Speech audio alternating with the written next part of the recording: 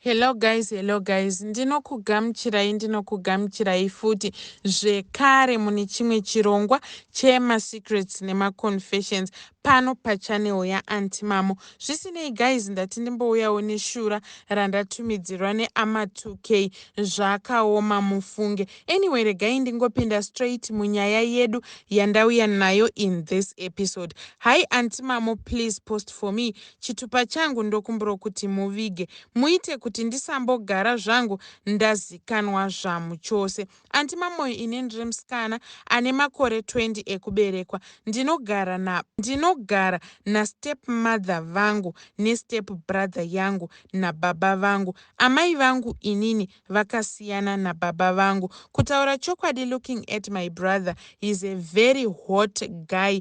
Brother yangu yakanaka zvekuti inini I always try by all means kuti ndinge ndichienda mberi kwake ndikwanise kumusejusa.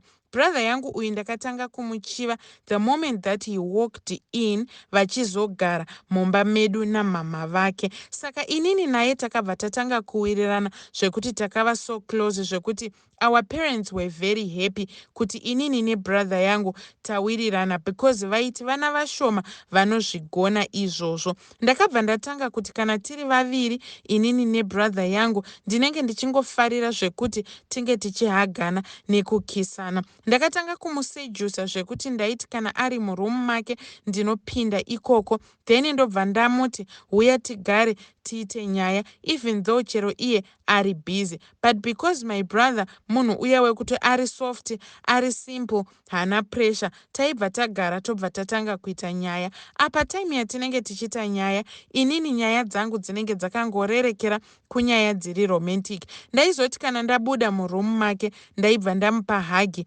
then ndobva ndamupa kiss. Ndaingomukisa padama, then it happened kuti one day ndakabva ndamukisa direct pamalips, then iye akabva avhunduka akati naiwe kotiri kuitei? Ndikati don't worry, hazvina kana pressure zvatiri kuita, it's just a lovely hug and a sisterly kiss chete, hapana yakawanda itomboripo. Zvinhu izvi zvakaramba zvichienderera kumberi. Ndaiti kana ndiri paari Aunty Mamoyo ndinenge ndichimutora maoko ake ndichimubatisa magaro. This guy is so handsome, amusi kuziva. Inini mbrain mangu ndakatongozviudza kuti there is no harm in me loving him. Chero tikazoda kuroorana hapana pressure because inini naye we don't share the same DNA, ingava maternity or paternity, we don't share the same DNA. Saka inini naye nyangwe tikaroorana hazvina basa. Aunty Mamoyo, kukutaurirai chokwadi, this guy does me well zvekutodaro, ende ndikakuudzai kuti ndakatozomuisa pamuyedzo yekuti inini naye takatozosvika pakudonhedza mapensi chaiwo kusvikira tatozonorara tese. Kubva dhei raakarara neni, now ndinonyatsokunzwa kuti handidi kana kuona umwe munhurume kumberi kwangu kana kunzwa munhu zvake anomenshena wedhi rekuti anondida. I don't want. Inini ndakatoperera pabrother yangu zvekutodaro. Please let me know kana muchinge maposta. I know a lot of ama-80s and 90s are going to judge me, but I don't care. Moyo muti unomera paunoda. Yo guys, zvakaoma. Zvisinei vadiwa vateereri, tell us what you think in the comment section. Arimo mu2k agere zvake mucomment section ari kuganza hanzi moyo muti unomera paunoda. Yei, zvakaoma. Isu tinoziva kuti kana munhu mai vake vakadanana nababa vako yatova hama yako, vatova bhodhi vako. Zvakaoma mufunge, but zvinhu zvatiri kuitigwa nema2000 zvakaoma. Zvisinei, let us move over to our next confession. Hi Aunty Mamo, please post for me. Chitupa changu ndokumbura kuti muvige. Tete, inini ndiri mudzimai, inini ndiri musikana ane makore ati ekuberekwa. Handisati ndakura zvangu zvinoenda kure, but ndati kurei. Ndauyawo neconfession yangu yandauya nayo yandiri kuda kuti munge muchindipostira. Tete, inini ndaita dambudziko rebonyora. Ndava nemakore anokwana iwo kuita 7 years now ndichingoita zvekubonyora. Bonyora iri ndakaritanga when I was 18 ndipo pandakatanga zvebonyora. But bonyora iri ndichiriita handichaiti bonyora riya rekuzvipinza chigunwe mukati. No, ndakungokwiza bhinzi yangu chete kusvikira ndatunda. Pano neapo ndipo pandinombotora something ndichipinza kuzasi kwangu, ringava kana Russian sausage zvaro or anything chinongova neshape inoda kuendererana nesikarudzi. But ndinotonzwa kuti hazvindinakiri. Mukomana ndinaye anondida, akanaka, muhombe, ane sikarudzi hombe. But kutaura chokwadi, chero akati takubvisa mabhurugwa kuti tinge tichiita bonde, inini I feel nothing, absolutely nothing. And handikwanisi kuti ndinganakirwa naye zvekuti ndingasvika pastage yekutunda. This thing has been going on for a while now. Uyezve ndiri munhu wekutoti kana ndakagara nditori nenguva yandinongonzwa kusuwa feeling iya yekutunda, yekugwina nekupfapfaidza mvura dziya, then zvinongoita kuuya so zvekuti ndinotonzwa kutoti pano ndava kunzwa kuda kutobonyora. Ndinozosara kusumuka pandinenge ndigere ndichinokwiza bhinzi. Ndinenge ndakutonamuka kuzasi kwangu ndakatofila nechekudhara. Then hazvimbonditoreri maminutes ndikangonokwiza bhinzi yangu, just after a short time ndinenge ndakutotunda. Antimamoyo my boyfriend, kunyangwe tikaita bonde for 2 hours or 3 hours handina kana chituku chandinombonzwa. Now since ndakanotisa kuti ndizvo zviri kuitika pandiri, ndakutaimira mukomana wangu kuti apo patinoita bonde tete ndinombototanga ndamuti nditambise bhinzi, uyezve uchindita zviya zvekundisa chigunwe mukati uchinditambisa. Akandidero ndinobva ndatunda zviya zvekugwina. After that ndobva ndati pfa, ndobva ndabudisa mvura. Kana ndikazodero iye anozouya hake pamusoro zvekuti inini ndinge ndichingosatisfya iye kuti iye achinakirwawo agokwanisa kuti ange achitunda.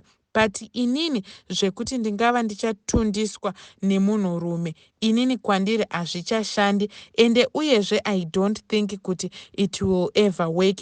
Ndiyo problem yandinayo, handizivi kuti ndoita sei, but ndiri kuvhunduka because ndinonzwa vamwe vachiti bonyora riri spiritually related, zvekuti izvoni riri spiritually related nemweya yetsvina, zvekuti ndakutotya ipapa kuti since inini ndatotanga kunzwa kusafila vanhurume, what is going to happen to me? Nyaya iyi ichazopera sei? Antimamoyo, please let me know kana muchinge maposta, ndigere mucomment section ndakamirira macomments evanhu. Please musandituka, musandijajawo, I'm an innocent soul, ndiri kutodawo rubatsiro. Vadiwa vateereri, ndo yanga iri confession yaHaidhi. Hanzi iko ndanzwa nekuita bonyora. Yo guys, indinoshaya kuti vana vadiki kudai zvinhu zvakaita seizvi munenge makazvinzwa kupi, makazvidzidziswa nani, makazvinzwepi? Guys, zvakaoma mufunge.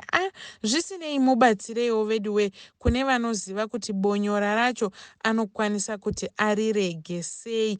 But zvinongoita like munhu anotora madrugs zvekuti unotonzwa kutoti pano kana ndisati ndadya handisi munhu. Zvinongoita like munhu anonzwa nzara maybe, zvekuti kana usati wadya unochitonzwa kuti pano ndakuda kutofa. But hey, zvakaoma hazvo. Zvisinei vadiwa vateereri, let us move over to our next confession.